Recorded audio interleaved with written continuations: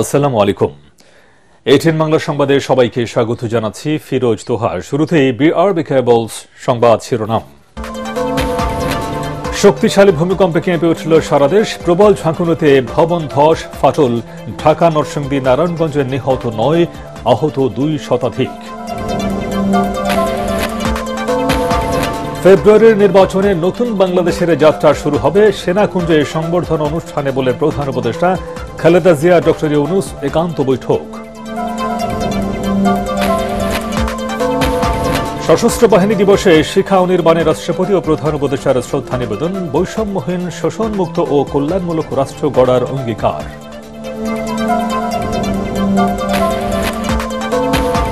নির্বাচন বানচালের চক্রান্তে পতিত স্বৈরাচার লাভবান হবে, মন্তব্য ডাক্তার জাহিদের। ষড়যন্ত্র মোকাবেলায় নেতাকর্মীদের সতর্ক থাকার আহ্বান।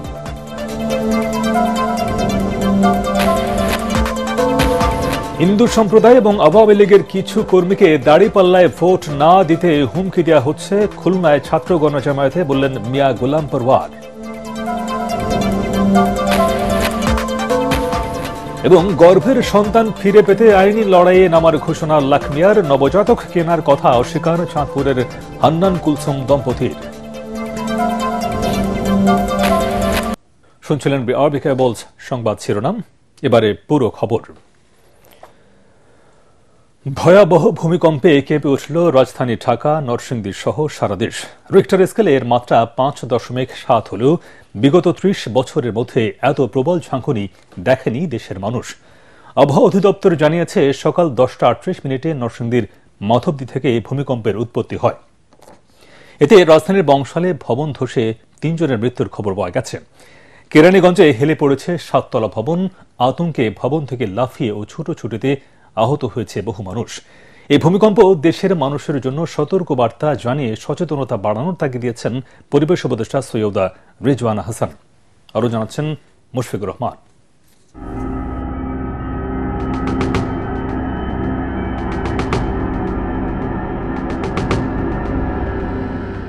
সকাল ১০টা ৩৮। তীব্র কম্পনে কেঁপে ওঠে সারা দেশ। মানুষের মাঝে আতঙ্ক ছড়িয়ে পড়ে।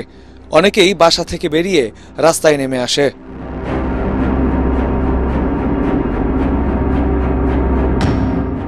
এত ভূমিকম্প লাড়াছাড়া কোনো সময় দেখিনি, প্রথম দেখছি।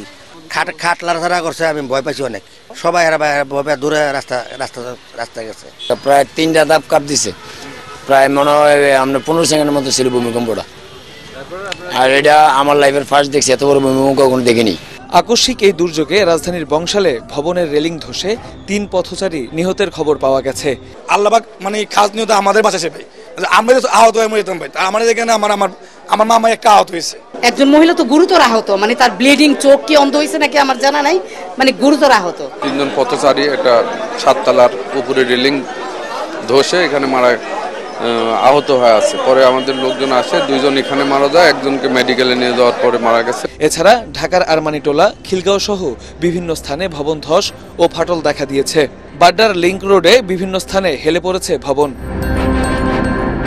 ৫.৭ মাত্রার ভূমিকম্পটির উৎপত্তি নরসিংদীর মাধবদীতে। মাঝারি ধরনের এই ভূমিকম্পে আফটারশক হওয়ার আশঙ্কা কম বলে জানায় আবহাওয়া অধিদপ্তর। দেশের বিভিন্ন অঞ্চল ভূমিকম্পের জন্য ঝুঁকিপূর্ণ উল্লেখ করে ভবিষ্যতে আরো বড় ভূমিকম্প হওয়ার আশঙ্কা রয়েছে বলে জানায় সংস্থাটি। এই ভূমিকম্প পর্যবেক্ষণ ও গবেষণা কেন্দ্র থেকে ১৩ কিলোমিটার পূর্ব দিকে এটা মাধবদীতে এর উৎপত্তি স্থল, এবং এই ভূমিকম্পটির মাত্রা ছিল 5.7, যেটা একটা মাঝারি মানের ভূমিকম্প। আমরা একটা ভূমিকম্প প্রবণ এরিয়ার মধ্যে আমরা আছি। আমাদের এই রিজিয়নে আসলে বড় ভূমিকম্প হওয়ার একটা পসিবিলিটি আছে। এই ভূমিকম্পকে সতর্ক বার্তা হিসেবে বিবেচনা করে পরিবেশ রক্ষার আহ্বান জানান উপদেষ্টা সৈয়দা রিজওয়ানা হাসান। আমার মনে হয় গত ৫ বছরে যে কয়বার ভূমিকম্প হলো, এই রকম এত শক্তিশালীভাবে ভূমিকম্পটা আমরা এর আগে কখনো অনুভব করি নাই। বারবার যে আমাদেরকে সতর্কবাণীটা দেয়া হচ্ছে, এইটাকে তো আমাদের আসলে বিবেচনায় নিয়ে প্রস্তুতিটা নেওয়া দরকার। এদিকে ভূমিকম্পে আতঙ্কিত হয়ে ছাদ থেকে লাফিয়ে এবং ছোটাছুটি করে আহত হয়েছেন শতাধিক। তাদের মধ্যে অনেকেই ঢাকা মেডিকেল সহ রাজধানীর বিভিন্ন হাসপাতালে চিকিৎসা নিয়েছে। পঙ্গু হাসপাতালে ভর্তি আছেন ১৮ জন। মুশফিকুর রহমান, এটিএন বাংলা, ঢাকা। এদিকে ভূমিকম্পের উৎপত্তিস্থল নরসিংদীতে 5 জন ও নারায়ণগঞ্জে 1 জনের মৃত্যু হয়েছে। ঘর ও দেয়াল চাপা পড়ে আহত হয়েছে 2 শতাধিক। তাদের অনেকেই এখনও হাসপাতালে চিকিৎসা নিচ্ছেন। মানসিক ট্রমার মধ্যে রয়েছেন সাধারণ মানুষ। আমাদের প্রতিনিধিদের তথ্য ছবিতে আরও জানাচ্ছেন নিয়াজ জামান সজীব। ভূমিকম্পের উৎপত্তিস্থল নরসিংদীতে 5 জন নিহত ও শতাধিক আহত হয়েছে। পলাশ উপজেলার মালিতা গ্রামে মাটির দেয়াল চাপা পড়ে কাজেম আলী নামে এক বৃদ্ধের মৃত্যু হয়েছে। এছাড়া জেলার বিভিন্ন স্থানে ভবন ধস ও দেয়াল চাপা পড়ে মারা গেছে আরও 4 জন। ছোট ছোট ফাটল দেখা দিয়েছে বহু ভবন ও বাড়িঘরে। পলাশ উপজেলার ঘোড়াশাল তাপ বিদ্যুৎ কেন্দ্রে ভবনে ফাটল সহ বিদ্যুৎ কেন্দ্রের কিছু যন্ত্রপাতি নষ্ট হয়ে গেছে। যখন ডাকানি শুরু হয়েছে ওরা বাইরেতেই ছিল, ওই সময় এই বিল্ডিং এর ছাদ ঘিরা তাদের উপরে পড়ছে, পাকার মধ্যে পড়ে গিয়ে হাত ভেঙে গেছে। আমাদের এখানে একটা বিল্ডিং নিচ দিয়ে ভাইচা গেছে। আহতদের কয়েকজনকে উন্নত চিকিৎসার জন্য ঢাকা মেডিকেল কলেজ হাসপাতালে ভর্তি করা হয়েছে।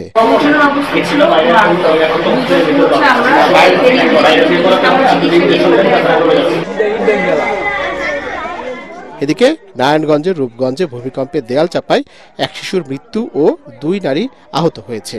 ভূমিকম্পে টিনশেড একটি বাড়ির দেয়াল ধসে ফাতেমা নামে 1 বছর বয়সের শিশুর মৃত্যু হয়।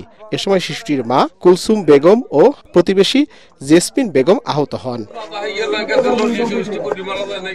এছাড়া খুলনা, জামালপুর, শেরপুর, রংপুর, শরীয়তপুর, হবিগঞ্জ, খাগড়াছড়ি ও ভৈরবে ভূমিকম্পে ঘর ও দেয়াল চাপা পড়ে আহত হয়েছে অনেকে। নিয়াজ জামান সজীব, এটিএন বাংলা। অবস্থানগত কারণে ভয়াবহ ভূমিকম্প ঝুঁকিতে রয়েছে বাংলাদেশ।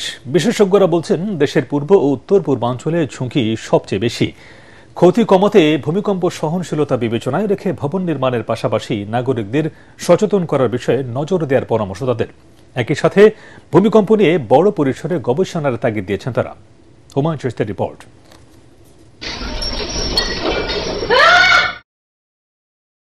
সাধারণত দেশে ভূমিকম্পে বড়সড় কাঁপুনি অনুভূত হলেও শুক্রবার তার রূপ নিয়েছিল রীতিমতো ঝাঁকুনিতে। সকালে ঢাকা সহ সারা দেশে অনুভূত হয়েছে 5.7 মাত্রার এক শক্তিশালী ভূমিকম্প, যার কেন্দ্রস্থল দেশের ভেতরে নরসিংদী জেলায়। এই ভূমিকম্পের ঝাঁকুনিকে এ যাবৎকালের মধ্যে সর্বোচ্চ বলে ধরা হচ্ছে। এমন মাঝারি থেকে শক্তিশালী ভূমিকম্পের কেন্দ্রস্থল দেশের অভ্যন্তরে হওয়াটা উদ্বেগের। ঢাকা বিশ্ববিদ্যালয়ের ভূতত্ত্ব বিভাগের চেয়ারম্যান অধ্যাপক ডক্টর বদরুদ্দোজা মিয়া জানান, ভূতাত্ত্বিকভাবেই বাংলাদেশ ভূমিকম্প ঝুঁকিতে। অতীতে বেশ কয়েকটি বড় ভূমিকম্পে বাংলাদেশ ও আশপাশের ভূখণ্ড প্রকম্পিত হয়েছে। বাংলাদেশ ইন্ডিয়ান প্লেটের একটা অংশ, নর্থ ইস্টার্ন পার্টে আমাদের অবস্থান, এবং ইন্ডিয়ান প্লেট যেমনি নর্থ ইউরেশিয়ান প্লেটের সাথে সাবডাক্ট করতেছে, কলাইড অবস্থা আছে এখানে। আমাদের দেশে কিন্তু ছোট ছোট অনেকগুলো ফল্ট আছে, বিকজ আমরা সাবডাকশন জোনের কাছাকাছি। যমুনা রিভার দেখছেন, যমুনা রিভার কিন্তু এমনি এমনি হয় না, এই আর্থকোয়েকের কারণে। যমুনা রিভার একসময় ছিল ব্রহ্মপুত্র রিভার, ব্রহ্মপুত্র যেটা ময়মনসিং সাইড দিয়ে আসছে। এই মানিকগঞ্জ আর্থকোয়েকের কারণেই এই ব্রহ্মপুত্র রিভারে কিন্তু চ্যানেল শিফট হয়ে মানিকগঞ্জের সাইড দিয়ে এসে পদ্মার সাথে মিলিত হয়েছে। ডক্টর বদরুদ্দোজা মিয়া বলেন, বড় ভূমিকম্পগুলো সাধারণত 100 থেকে 150 বছর পর পর ফিরে আসার আশঙ্কা থাকে। সেক্ষেত্রে বড় ভূমিকম্পের সংখ্যায় রয়েছে দেশ। বিশেষজ্ঞরা বলছেন, রিখটার স্কেলে 6 মাত্রার বেশি ভূমিকম্প হলেই রাজধানীর অনেক ভবন ভেঙে পড়ার আশঙ্কা রয়েছে। কিন্তু সেরকম ঝুঁকি মোকাবেলার প্রস্তুতি আমাদের কতটুকু?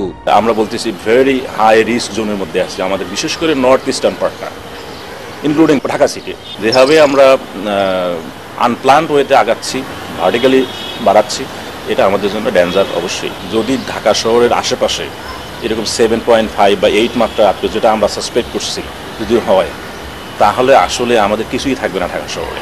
শুক্রবারের এই ভূমিকম্প বাংলাদেশের জন্য সজাগ হওয়ার বার্তা উল্লেখ করে বিশেষজ্ঞরা বলছেন, ঝুঁকি মোকাবেলায় ও ক্ষতি কমাতে উদ্যোগ নিতে হবে এখনই।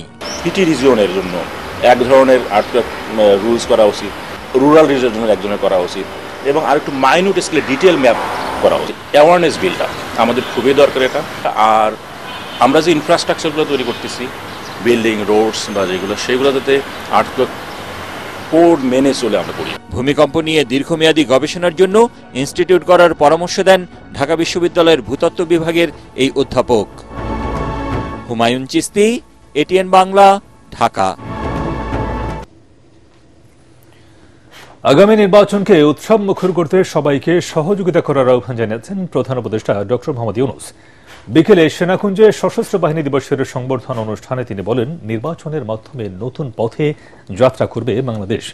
নির্বিঘ্নে নির্বাচন আয়োজনে সশস্ত্র বাহিনীর সদস্যদের সঠিক ভূমিকা রাখার আহ্বান জানান প্রধান উপদেষ্টা। এদিকে সংবর্ধনা অনুষ্ঠানের ফাঁকে বিএনপি চেয়ারপারসন বেগম খালেদা জিয়ার সঙ্গে একান্তে বৈঠক করেন ডক্টর ইউনূস। বিস্তারিত জানাচ্ছেন একরামুল হক সায়েম।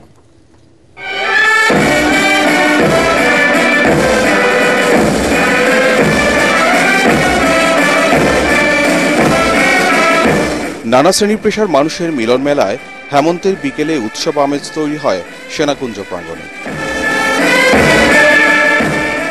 সশস্ত্র বাহিনী দিবসের এই সংবর্ধনা অনুষ্ঠানে অংশ নেন রাজনীতিবিদ, ব্যবসায়ী, আমলা, সাংবাদিক, সশস্ত্র বাহিনীর সাবেক ও বর্তমান কর্মকর্তা সহ বিভিন্ন পর্যায়ের আমন্ত্রিত অতিথিরা। বিএনপি, জামাত, এনসিপি সহ বিভিন্ন রাজনৈতিক দলের নেতারা মেলেন পারস্পরিক আলাপচারিতায়। বিকেল 4:30টার পর সেনাকুঞ্জে আসেন বিএনপি চেয়ারপারসন বেগম খালেদা জিয়া। সাবেক প্রধানমন্ত্রীর দিকেই নজর ছিল অনেকের। উপস্থিত ছিলেন জামাতে ইসলামীর আমির ডাক্তার শফিকুর রহমান সহ বিভিন্ন দলের শীর্ষ নেতারা। অনুষ্ঠানের শুরুতে ভূমিকম্পে আহত নিহতদের স্মরণে নীরবতা পালন করা হয়। বহু আছে যারা ক্ষতিগ্রস্ত হয়েছে, আহত হয়েছে, সম্পদের ক্ষতি হয়েছে, আর্থিক ক্ষতি হয়েছে, তাদের প্রতি আমরা সমবেদনা জানাচ্ছি। সংবর্ধনা অনুষ্ঠানে দেয়া বক্তব্যে আগামী নির্বাচনকে উৎসব মুখর করতে সবার সহযোগিতা চান প্রধান উপদেষ্টা ডক্টর মোহাম্মদ ইউনূস। আমরা শিগগিরই একটা নির্বাচনের দিকে যাচ্ছি, তার প্রস্তুতি। নির্বাচনের মাধ্যমে আমরা নতুন বাংলাদেশের পথে যাত্রা করব, সেটাই আমাদের স্বপ্ন। এই নির্বাচন যেন সর্বাঙ্গ সুন্দর হয়, আনন্দমুখর হয়, উৎসব মুখর হয় এবং আমাদেরকে সেই যাত্রাপথে সুন্দরভাবে রওনা করে দিতে পারে, সেটার জন্য আমরা সবাই মিলে চেষ্টা করব। নির্বাচনে পেশাদারিত্ব ও দক্ষতার সাথে কাজ করতে সশস্ত্র বাহিনীর সদস্যদের প্রতি আহ্বান জানান তিনি।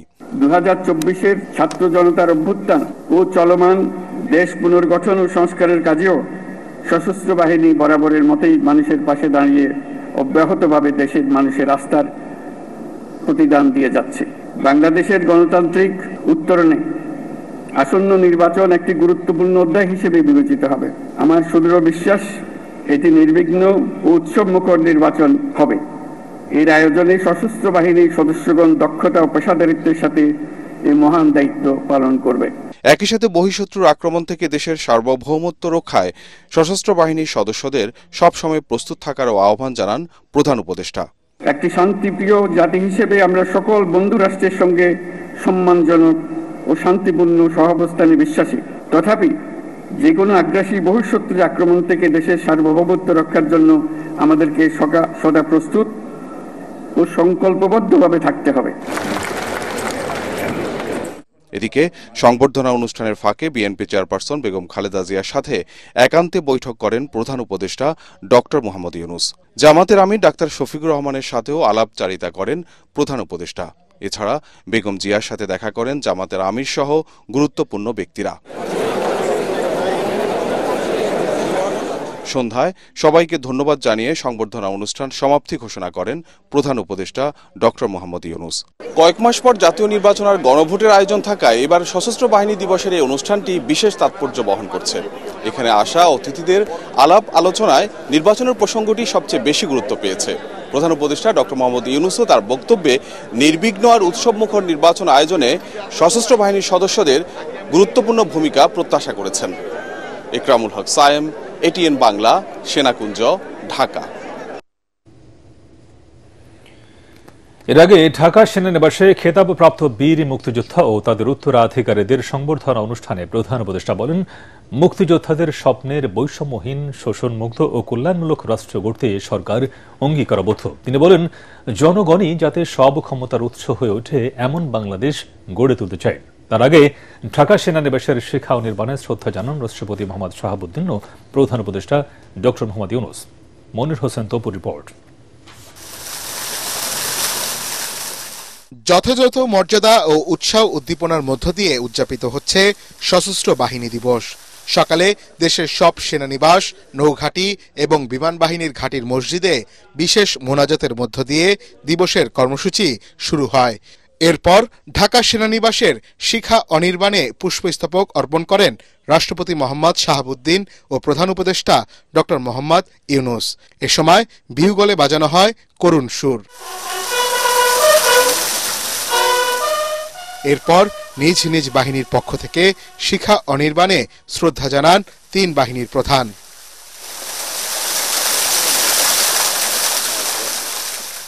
দিনটি উপলক্ষে ঢাকা সেনানিবাসের আর্মি মাল্টিপারপাস কমপ্লেক্সে 101 জন নির্বাচিত খেতাবপ্রাপ্ত বীর মুক্তিযোদ্ধা ও উত্তরাধিকারীদের সংবর্ধনা প্রদান করেন প্রধান উপদেষ্টা। তিনি বলেন, 1971 সালের এই দিনে সশস্ত্র বাহিনীর সদস্য, মুক্তিযোদ্ধা এবং বাঙালি জনগণ সম্মিলিতভাবে দখলদার বাহিনীর বিরুদ্ধে সমন্বিত আক্রমণ পরিচালনা করেছিলেন। বীর মুক্তিযোদ্ধা, শহীদ, আহত এবং জীবিত ছাত্র জনতার কাছে আমরা প্রতিজ্ঞাবদ্ধ থাকতে চাই যেন তাদের দেওয়া সুযোগ কাজে লাগিয়ে আমরা বাংলাদেশকে পৃথিবীর সামনে গণতান্ত্রিক উত্তরণের একটি দৃষ্টান্ত হিসেবে উপস্থাপন করতে পারি। নতুন বাংলাদেশ গড়ার সুযোগ কাজে লাগানোর উপর গুরুত্বারোপ করে অধ্যাপক ইউনুস বলেন, প্রযুক্তি, অর্থনীতি ও সামাজিক উন্নয়নের ক্ষেত্রে উন্নত বিশ্বের সঙ্গে তাল মিলিয়ে এগিয়ে যেতে হবে। আমরা এখন থেকেই বাংলাদেশকে এমনভাবে গড়তে চাই যেন দেশের জনগণের সকল ক্ষমতার উৎস হয়। বাংলাদেশ যেন বিশ্বের দরবারে একটা মানবিক ও কল্যাণকর রাষ্ট্র হিসেবে সমাদৃত হয়। প্রযুক্তি, অর্থনীতি ও সামাজিক উন্নয়নের ক্ষেত্রে উন্নত বিশ্বের সাথে তাল মিলিয়ে আমাদের এগিয়ে যেতে হবে। সেই লক্ষ্যে আমাদের তরুণ সমাজ জনসম্পদের সীমাবদ্ধতা থাকা সত্ত্বেও মেধার ভিত্তিতে নিজ নিজ সৃজনশীলতার বিকাশ ঘটিয়ে দেশ গঠনে অবদান রাখতে পারে।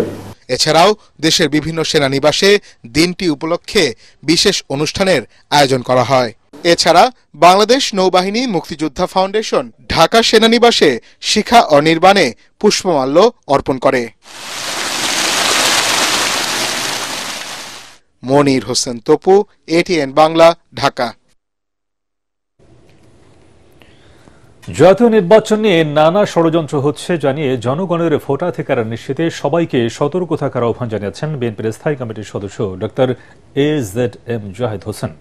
জাতীয় প্রেসক্লাবে আলোচনা সভায় তিনি কথা বলেন। ধানের শীষের বিজয় নিশ্চিতে সকল বিভেদ ভুলে গিয়ে নেতাকর্মীদের ঐক্যবদ্ধভাবে কাজ করার তাগিদ দেন সাবেক এই ড্যাব নেতা। গণতন্ত্রের মধ্যে ধমক দিয়ে তো লাভ হবে না, কারণ ধমক দিয়ে ওই 5ই আগস্ট 24-এ দেখেছেন কিভাবে পালিয়ে যেতে হয়। বরঞ্চ ধমক না দিয়ে জনগণকে ভালোবেসে জনগণের কাছে আপনার কর্মসূচি নিয়ে যেতে হবে। বিএনপি যেমন তার কর্মসূচি নিয়ে বিএনপির নেতা যেমন করেছে যে জনগণের কাছে যান, জনগণের আস্থা এবং বিশ্বাস অর্জন করুন, একইভাবে আমরা অন্য সবাইকেও বলতে চাই আপনার কর্মসূচি নিয়ে আপনি জনগণের কাছে যান। জনগণ যাকে ভালোবেসে তার দায়িত্ব পালন করার জন্য দায়িত্ব দিবে, সেই দায়িত্ব পালন করবে।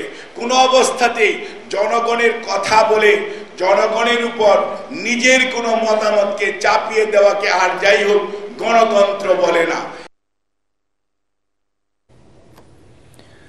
হিন্দু সম্প্রদায় ও আওয়ামী লীগের কিছু কর্মী দাঁড়িপাল্লায় ভোট দিতে চায়, কিন্তু তাদেরকে হুমকি দেওয়া হচ্ছে বলে অভিযোগ করেছেন জামায়াতে ইসলামের সেক্রেটারি জেনারেল মিয়া গোলাম পরওয়ার।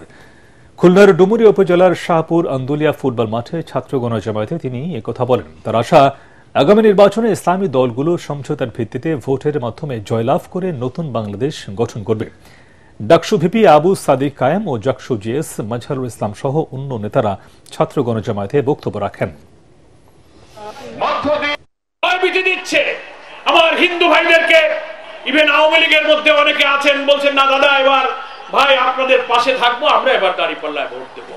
ওনারা সেই সব লোকদেরকে ভয় দিচ্ছে, বাড়িতে গাড়ি পাঠায় ধরে নিয়ে আসতেছে, টাকার বান্ডেল দিচ্ছে যে তোমাদের সাথে থাকো। টাকা দিয়ে, দুর্নীতির টাকা দিয়ে কখনো সত্যকে চাপা দিয়ে রাখা যাবে না। এটিএন বাংলায় সংবাদ প্রচারের পর বাচ্চা কেনার কথা অস্বীকার করেছে চাঁদপুরের হান্নান কুলসুম দম্পতি। তাদের দাবি, বিউটির মধ্যস্থতায় স্বেচ্ছায় শিশুটি দত্তক দিয়েছে খালেদা লাকমিয়া দম্পতি। বিনিময়ে গর্ভাবস্থায় খালেদার যাবতীয় খরচ বহন করেছেন তারা। তবে দালিলিক কোনো প্রমাণ দেখাতে পারেননি এই দম্পতি। এদিকে নিজ সন্তান ফিরে পেতে আইনি লড়াইয়ে নামার কথা জানিয়েছেন লাকমিয়া। চাঁদপুর থেকে ফিরে আরও জানাচ্ছেন মুশফিকুর রহমান, ক্যামেরায় ছিলেন ইমদাদুল হক।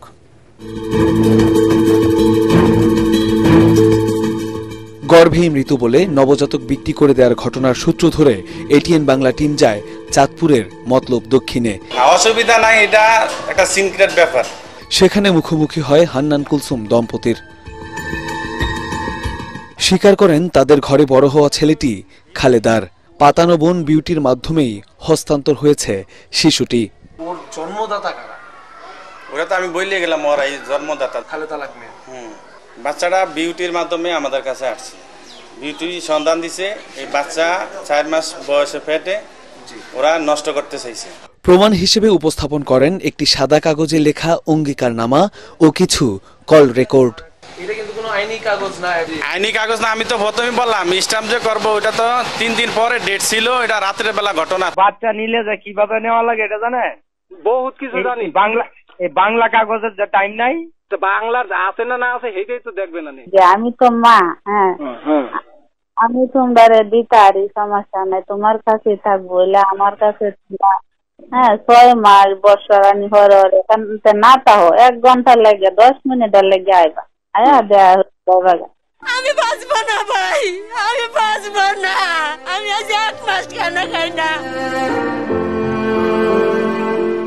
ছোট থেকে তিলে তিলে বড় করে তোলা সন্তানকে কেউ নিয়ে যাবে সেই চিন্তায় নাওয়া খাওয়া ছেড়ে পাগল প্রায় কুলসুম। আমার অপরাধটা কি ছিল? তোরা কেন আমার দিলি?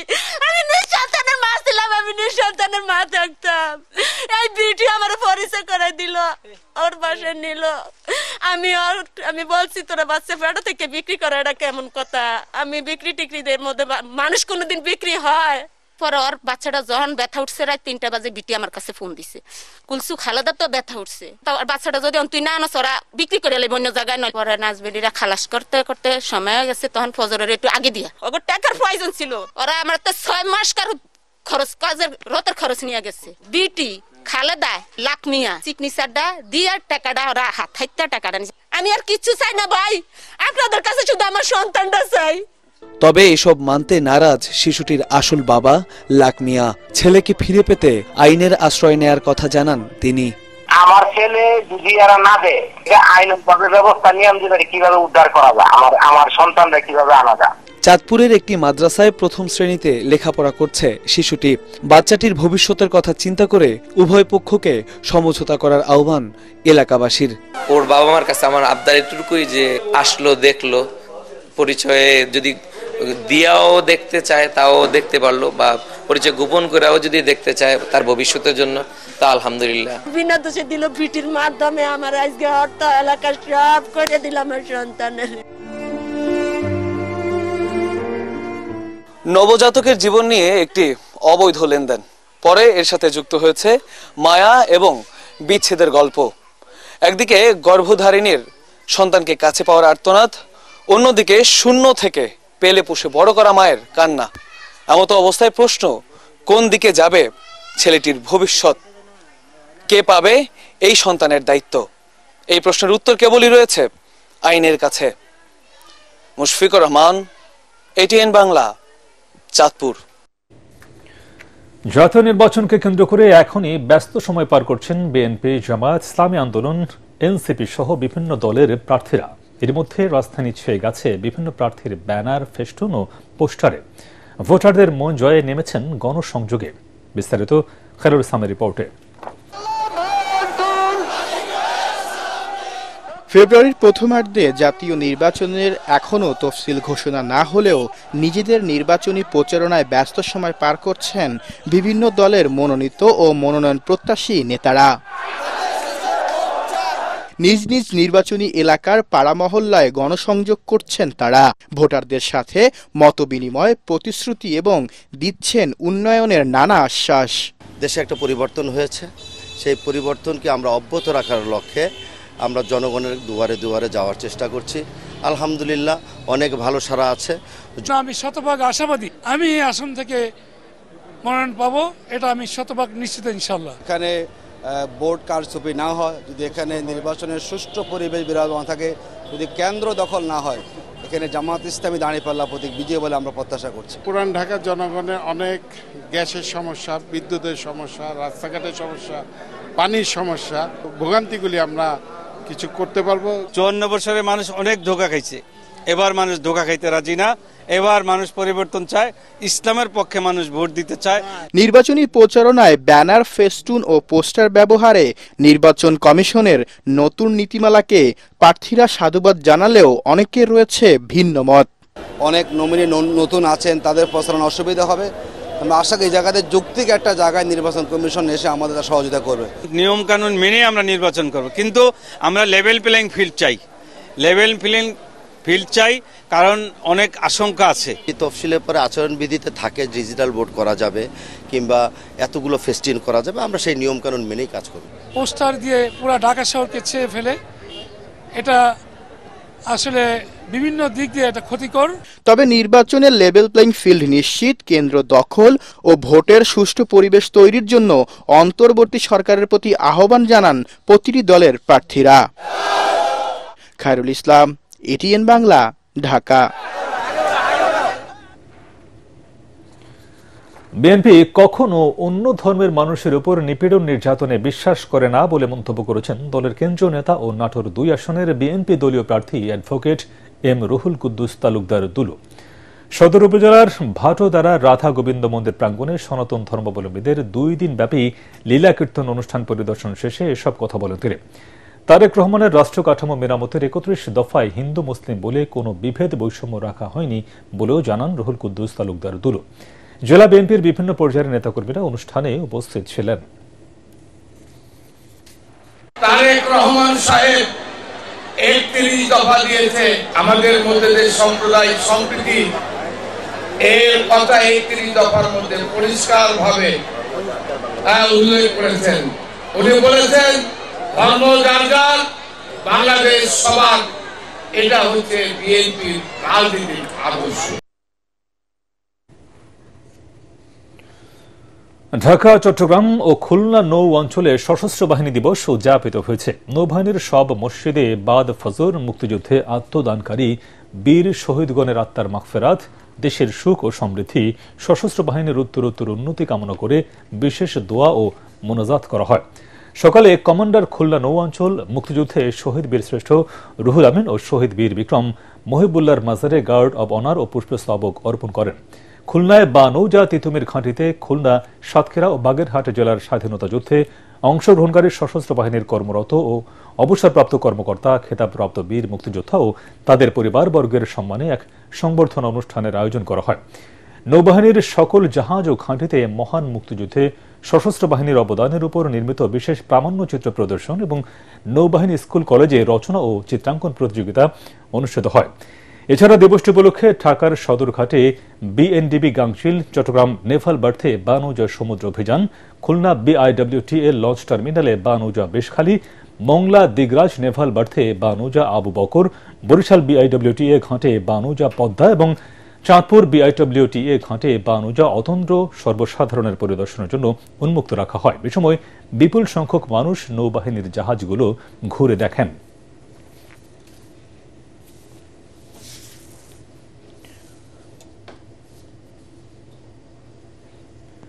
রাজধানীর মোহাম্মদপুরের সন্ত্রাসী মনির হোসেন ওরফে রক্তচোষা জনিকে দেশীয় অস্ত্রসহ গ্রেফতার করেছে র্যাব। গতরাতে মোহাম্মদপুর এলাকায় অভিযান চালিয়ে তাকে আটক করা হয়। র্যাব 2 এর অতিরিক্ত পুলিশ সুপার শামসুল ইসলাম এই তথ্য নিশ্চিত করেন। তিনি বলেন, দীর্ঘদিন ধরে জনি ও তার দল মোহাম্মদপুরের বিভিন্ন এলাকায় ভয় ভীতি সৃষ্টি করে চাঁদাবাজি, মারধর, এলাকা ভিত্তিক সন্ত্রাসী কার্যক্রম এবং অস্ত্রের মহড়া চালিয়ে আসছিল। জনের বিরুদ্ধে একাধিক মামলাও রয়েছে।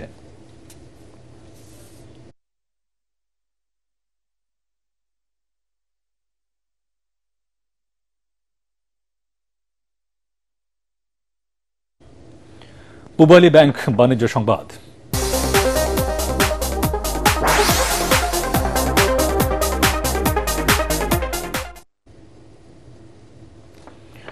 শীতের সবজিতে ভরে উঠেছে রাজধানীর কাঁচা বাজার, তবে আমদানি থাকলেও দাম বেশ চড়া।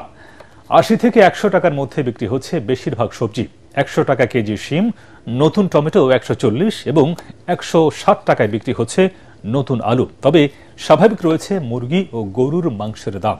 আরও জানাচ্ছেন তরিক ইসলাম। আমাদের মহল্লাতে দেখি 20 টাকা 120 টাকা কেজি 110 টাকা কেজি বিক্রি করতে হয়, তার জন্য এখানে একটু সাশ্রয় হয়, তার জন্য আমরা আসি। শুক্রবার ছুটির দিনে কিছুটা কম দামে সাপ্তাহিক বাজার করতে রাজধানীর কাউরান বাজারে ভিড় ক্রেতাদের। তবে পণ্যের দামে দিশেহারা ক্রেতারা, কারণ আমরা মতো মধ্যবিত্ত লোকদের মানে এখন চলাটাই খুবই একটা ক্রিটিক্যাল অবস্থায় আছি আমরা। প্রকৃতিতে শীতের দেখা মিললেও বাজারে উত্তাপ ছড়াচ্ছে দাম। 80 থেকে 100 টাকার নিচে মিলছে না অধিকাংশ সবজি। আমাগো অবস্থা বেশি ভালো না ভাই, এখন দেশের অবস্থা ভালো না, আমাগো অবস্থা ভালো না, ব্যবসা বাণিজ্য অবস্থা খুবই খারাপ।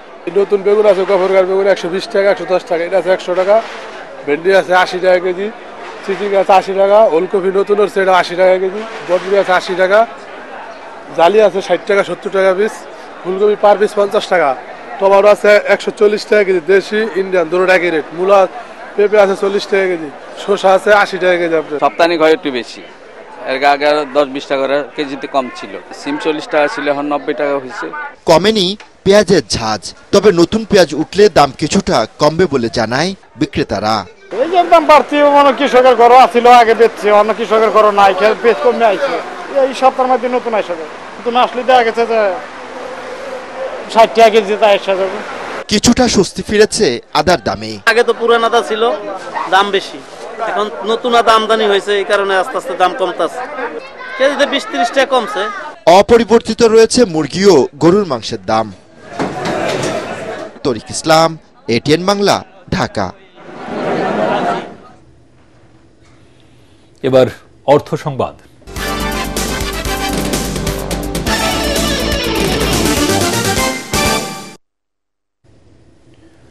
রাজধানীর গুলশান ক্লাবে বিশেষ ফ্যাশন শো ও প্রদর্শনীর আয়োজন করে হেরিটেজ পল্লী। এতে দেশের সমৃদ্ধ কারুশিল্প ও সংস্কৃতিকে নতুনভাবে তুলে ধরা হয়।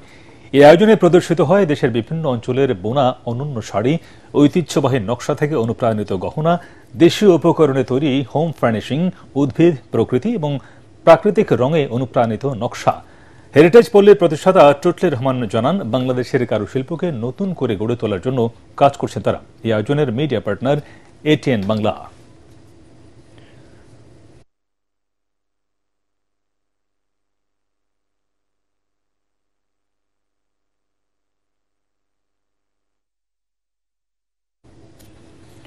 সন্ধানী লাইফ ইন্স্যুরেন্স আন্তর্জাতিক সংবাদ।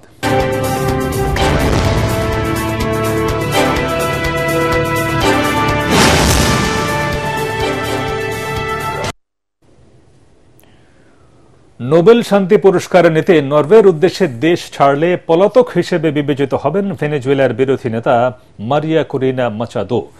বার্তা সংস্থা এএফপিকে কথা বলেন ভেনেজুয়েলার অ্যাটর্নি জেনারেল তারেক উইলিয়াম। আগামী 10 ডিসেম্বর শান্তিতে নোবেল পুরস্কার নিতে নরওয়ের অসলোতে যেতে চান মাচাদো। বর্তমানে তিনি নিজ দেশেই আত্মগোপনে আছেন। মাচাদোর বিরুদ্ধে একাধিক ফৌজদারি অপরাধের তদন্ত চলমান রয়েছে। যুক্তরাষ্ট্রের প্রেসিডেন্ট ডোনাল্ড ট্রাম্প ক্যারিবীয় অঞ্চলে বিশ্বের বৃহত্তম বিমানবাহী রণতরী, যুদ্ধজাহাজ ও যুদ্ধ বিমান মোতায়েন করেছে। মাদক বিরোধী অভিযানের অংশ হিসেবে এই পদক্ষেপ নেওয়া হয়েছে বলে দাবি যুক্তরাষ্ট্রের। তবে নিকোলা মাদুরোর অভিযোগ, তার নেতৃত্বাধীন বামপন্থী সরকারকে উৎখাত করাটাই ট্রাম্প প্রশাসনের পদক্ষেপের মূল লক্ষ্য।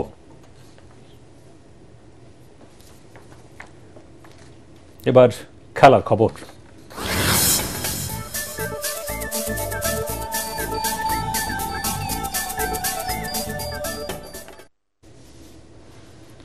কাতারের দোহায় সুপার ওভারে ভারত এ দলকে হারিয়ে রাইজিং স্টার্স টি-20 এশিয়া কাপের ফাইনালে উঠেছে বাংলাদেশ এ দল।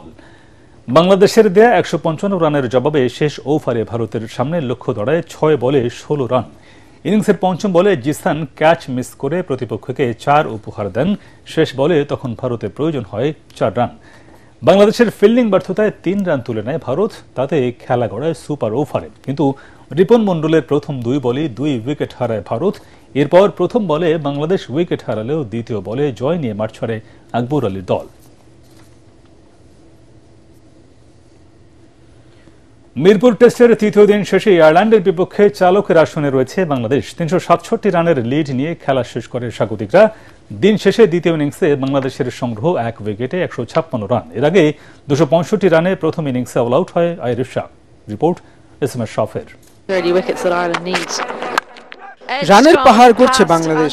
দ্বিতীয় ইনিংসে উদ্বোধনী জুটিতেই সেই ভিত্তি গড়ে দেন মাহমুদুল হাসান জয় আর সাদমান ইসলাম। 91 বলে ক্যারিয়ারের পঞ্চম হাফ সেঞ্চুরি তুলে নেন মাহমুদুল। 119 রানে প্রথম উইকেট হারায় টাইগাররা।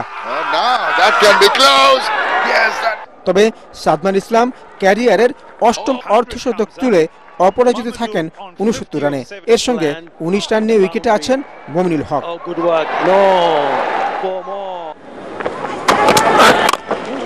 এর আগে আয়ারল্যান্ড যা করেছে তা হয়তো অনেকের প্রত্যাশাকেও ছাড়িয়ে গেছে। 5 উইকেটে 98 রান নিয়ে দিনের খেলা শুরু করে অতিথিরা। ষষ্ঠ উইকেটে স্টিফেন রোহিনী আর লরকান টাকার যোগ করেন 81 রান। দলের 175-এ ডোহানি আর ম্যাকব্রাইন বিদায় নিলে 200-র নিচে অল আউটের সংখ্যায় পড়ে Ireland.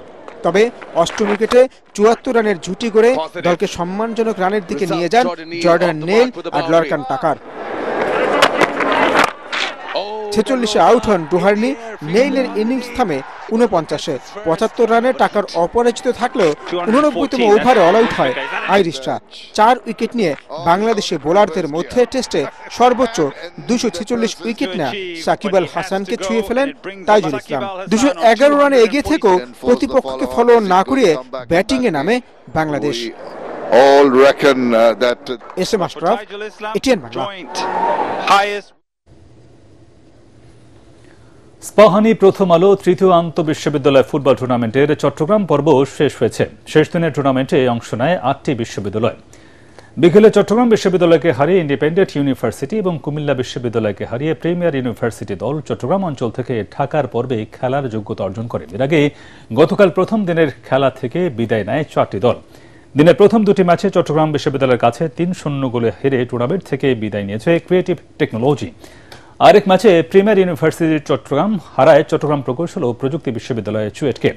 23 November Rajshahi, 25 November Khulna অঞ্চলের খেলার পর 7 ও 8 ডিসেম্বর ঢাকায় হবে কোয়ার্টার ফাইনাল পর্ব। স্পাহানি গ্রুপের পৃষ্ঠপোষকতায় সারা দেশের 46টি বিশ্ববিদ্যালয়ের অংশগ্রহণে গতকাল চট্টগ্রাম জেলা স্টেডিয়ামে টুর্নামেন্টের শুরু হয়। এই আয়োজনের মিডিয়া পার্টনার এটিএন বাংলা।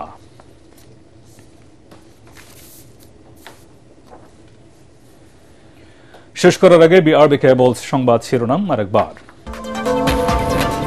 শক্তিশালী ভূমিকম্পে কেঁপে উঠল সারা দেশ। প্রবল ঝাঁকুনিতে ভবন ধস, ফাটল। ঢাকা, নরসিংদী, নারায়ণগঞ্জে নিহত 9, আহত 2 শতাধিক। ফেব্রুয়ারির নির্বাচনে নতুন বাংলাদেশের যাত্রা শুরু হবে। সেনাকুঞ্জে সংবর্ধনা অনুষ্ঠানে বলেন প্রধান উপদেষ্টা খালেদা জিয়া, ডক্টর ইউনূস। একান্ত বৈঠক।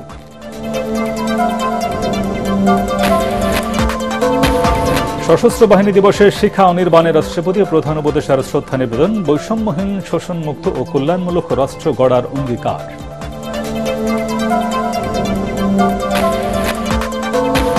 নির্বাচন বানচালের চক্রান্তে পতিত স্বৈরাচার লাভবান হবে মন্তব্য ডাক্তার জাহিদের। ষড়যন্ত্র মোকাবেলায় নেতাকর্মীদের সতর্ক থাকার আহ্বান।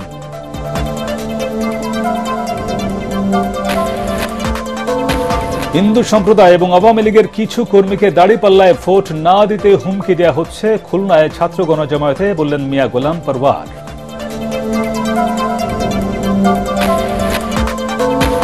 এবং গর্ভের সন্তান ফিরে পেতে আইনি লড়াইয়ে নামার ঘোষণা লাখমিয়ার। নবজাতক কেনার কথা অস্বীকার চাঁদপুরের হান্নান কুলসুম দম্পতি।